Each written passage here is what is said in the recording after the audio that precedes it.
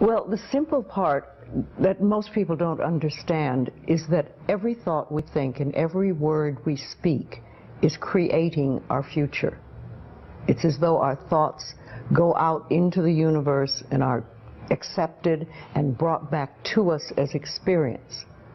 Now that is a very simple thing, but most people don't get it. They don't understand it. They've never heard it before and they think it's ridiculous.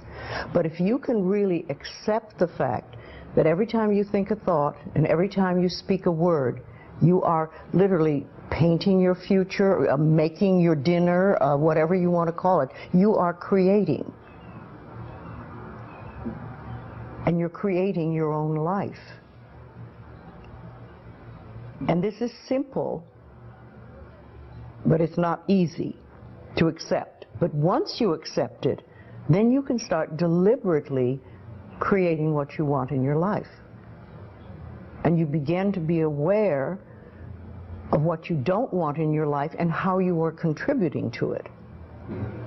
Now, I think this has been around forever, but for some reason in the last 20 years, the universe has wanted this to go out among all the people, or all the people that are ready for it. See, most of us just think, and we don't pay any attention to what we're thinking. We're just doing it. But that's something you need to train yourself to do, to begin to train yourself to be aware of what you're thinking. And one of the ways to do that is to periodically say to yourself, what am I thinking? Would I like this thought to create my life? Would I like to have the experience that this thought could bring to me? Now, it takes a while to do that, but even if we could begin on the smallest level to be aware of our thinking, we can start to make changes. To begin with, you start by doing what we call doing affirmations, and that is making positive statements about your life that are positive, and you do them deliberately. You might do them in the morning, you might do them at noon, you might do them at night, you might do them, twice a day or whatever. But you do this and you let this become a habit. And as you start to do them, things will begin to change, maybe on a very small level. I call it getting the green lights in the parking places. I mean, they're not huge things in your life, but it can be very nice when you get 3 green lights in a row and you're in a hurry. Doing an affirmation is either writing it down, writing it on the wall or the mirror, or using just saying it. What I like people to do is to stand in front of a mirror and do their affirmations. Because there's something very powerful about looking in your own eyes and accepting yourself, or noticing that you reject yourself when you're saying something positive about yourself. So that would be a very beginning way to start. Say in the morning, you get up in the morning, you go to the mirror, and this is a big one, and it's hard for lots of people. But you look in the mirror and say, I love you. I really, really love you. And to begin with, that can be so hard for people because they think of all the things that they think are wrong with them. But if you can start your day saying that, it's very powerful. Remember, I'd like to think the universe is listening to everything you say and everything you think and saying, okay, you can get that. So then it starts to bring you in and bring things into you. And I know this sounds far-fetched, but it's amazing how it works. If you do a good general positive statement for yourself, the universe will figure out how to manifest that, how to bring that about in your life. So things could happen that you wouldn't expect at all, but they will happen. If you think of doing your positive affirmations is like planting a seed in the ground. It's not necessarily true at the moment, but it is something you want to have be true. So you put the seed in, and you plant a seed and you expect it to grow. Or you maybe plant 3 seeds just in case. You expect them to grow. And you don't wait 2 days and then dig in the earth and say, what's happening, what's happening? You expect that thing to grow because you know there's a law and a process. And the seed will grow if it is in the right soil and it has the right amount of moisture. Making it really a habit and doing it every day. Doing something every morning when you wake up, that's a really good time. And another good time is when you go to sleep at night. And gratitude works a lot. Just being grateful for everything. The more, I always say the universe loves gratitude. The more you're grateful for what the good is in your life, the more good you get to be grateful about. Mm-hmm.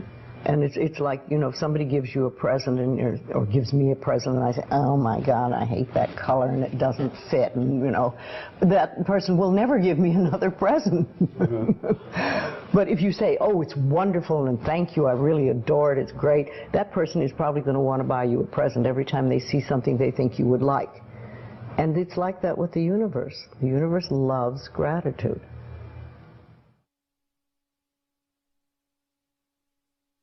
If you have very strong beliefs within you that you don't deserve good things in your life, mm-hmm. and a lot of people have that, then there can be delays.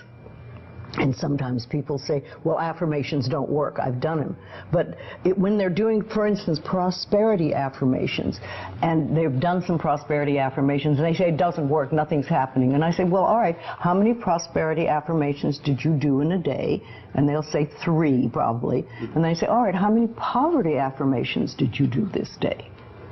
And that could be 300, depending on where you're coming from and what is running through your mind. See, I have this, one of my thoughts about life is that only good lies before me. And I have been saying this for many years.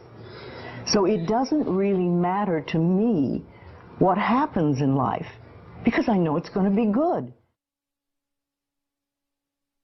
Well, there are lots of things you can do to help you become more conscious of what is going on.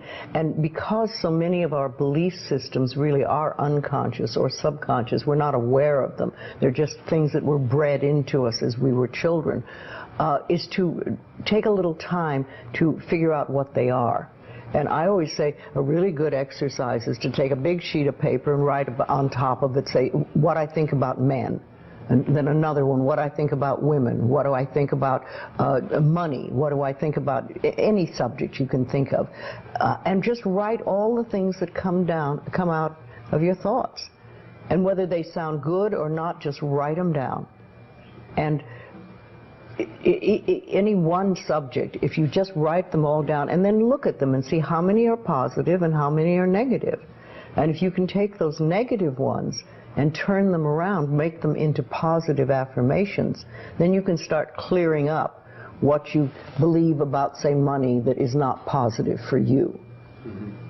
and or is keeping you from bringing money in. And you can do that with lots of things in your life, so you can really begin to realize what you do believe about these things. So you can't change your thoughts if you don't know what your thoughts are. There is a law of thinking, and we are beginning to learn about it. And it is like a computer. If you have this gorgeous computer put in front of you, and you don't know what to do with it, it's a piece of junk. But if you learn the language of the computer, miracles happen. And that is what the law of thinking is. When you learn how it works, miracles happen. What you think and what you believe, it's what will come true for you. Your thoughts create your life. It's that simple. And when we can get that, we can make enormous changes. Well, I think it really starts with realizing that you don't love yourself, that most people don't. Most people feel they're not good enough, that they haven't done it right, they won't do it right, they'll never be enough, and they're definitely not lovable.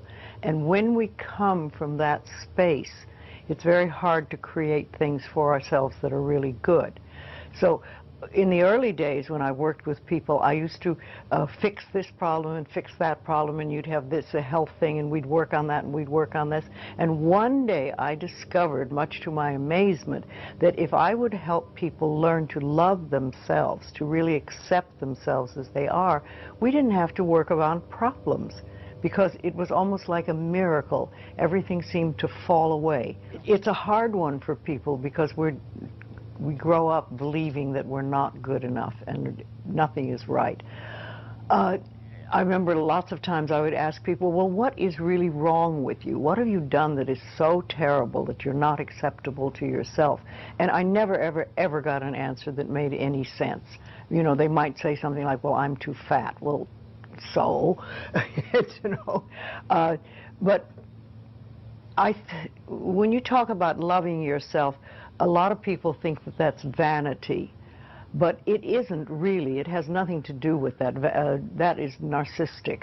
But to really care for you and to acknowledge that you are an important being. It's almost like in the Bible they would say, you recognize that you are a child of God, that therefore you are perfect.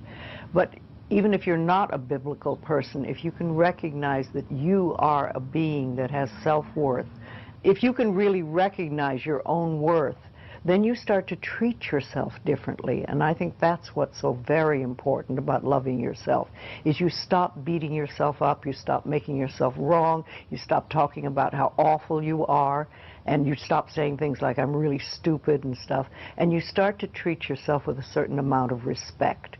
And this makes an enormous difference, because what you give out in life is what comes back to you.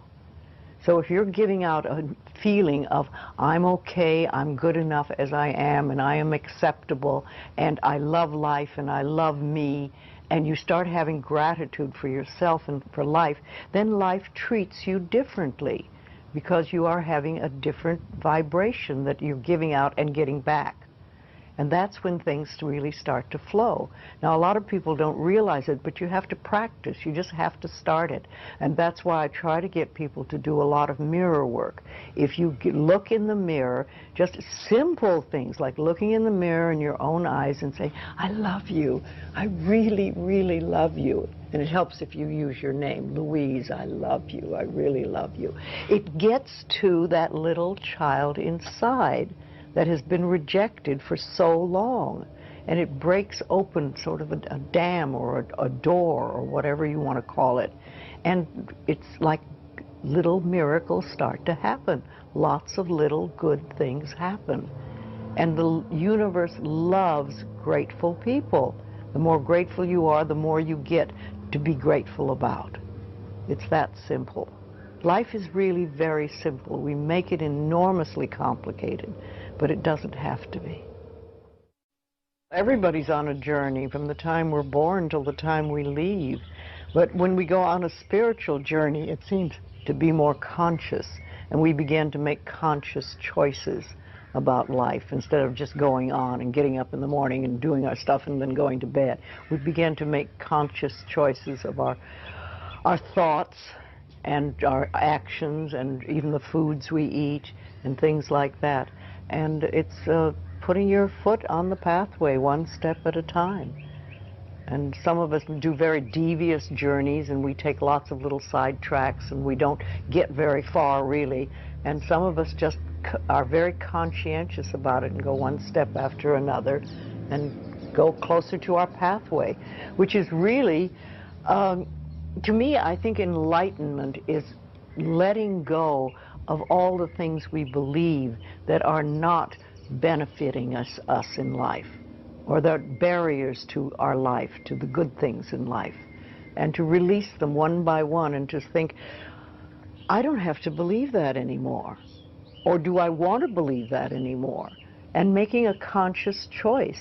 When we can understand that every single thing we believe has been a choice, and it may or may not be true. It can be true for you and not for you, because it's your belief system and your belief system, and then I have my belief system. I say a lot, that may be true for you, it's not true for me. I may not say that out loud, but people are doing things or saying things, and I think that to myself a lot. And also, it has nothing to do with me. Whatever's going, that has nothing to do with me, because I'm under the law of my own consciousness. This is my pathway, and you have your pathway, you have yours, everybody does. So we're all on a journey, and I think the more conscientious we are about it and the more conscious choices we make, the better our journey is, or the easier, or the swifter, or we get more goodies, or we have better health, all that stuff. But when I was beginning to work with people in the early days, I paid very close attention to what people said. And it became a habit with me, and I still do. I listen to what people say more than, you know, the words they're using and everything. And so often I think, oh, if you just wouldn't use those words, if you just take those 3 words out of your vocabulary, because people use negative words a lot, the same ones over and over again. Yes, I hear words, much more than other people. What words would you take out of the vocabulary? Well, should to begin with. That's a big one. Because every time you say should, you're making yourself wrong. Either you were wrong, or you are wrong, or you're going to be wrong. So take that one out completely. And just a lot of negative expressions that people use. I'm not good enough, or this will never work, or oh, it's a rotten day, or, you know, there's just tons of expressions, and we use them over and over again, and they don't do us any good at all. Everybody's journey is individual because we start from different places, so we can't all be having the same journey. But I think we all get certain ahas. And that's when we've sort of learned something. We say, oh, okay. And then if we can keep that, what we've learned, and practice it, then we've made another step and we can move forward. Yes, it's a lifetime journey, and we never stop learning. I'm 80 and I'm still learning. Though the lessons are easier now than they used to be. I like to think of it when we start, we have all these boulders in front of us on our pathway, and we start to get the boulders out of the way, and you finally get to the point where it's gravel. And gravel you can handle, you know, and you can sweep gravel, and you can do things. So, and then occasionally there's an old boulder. Rolls back into your path. You think, oh, I thought I had that one, but not completely. And you know, also I think that when we learn lessons, we think, oh, I've learned that one, it'll never happen again, I've done that, and that's it. Well, how do you know you've done it unless it comes by once more and see how you react? Have you really learned it? Is it really nothing for you? Have you gone beyond that? Or are you going to go right back into the same old reaction? See, we're never wrong. That's what we need to learn, that. We're always doing the best we can with the understanding and awareness and knowledge we have at that moment. I have a very firm belief that only good lies before me. And with that belief, it doesn't matter what comes, because it'll be only good. And I want it to be new and different and exciting and stuff. No, I'm in my 80s now, and new things are happening. So let it roll.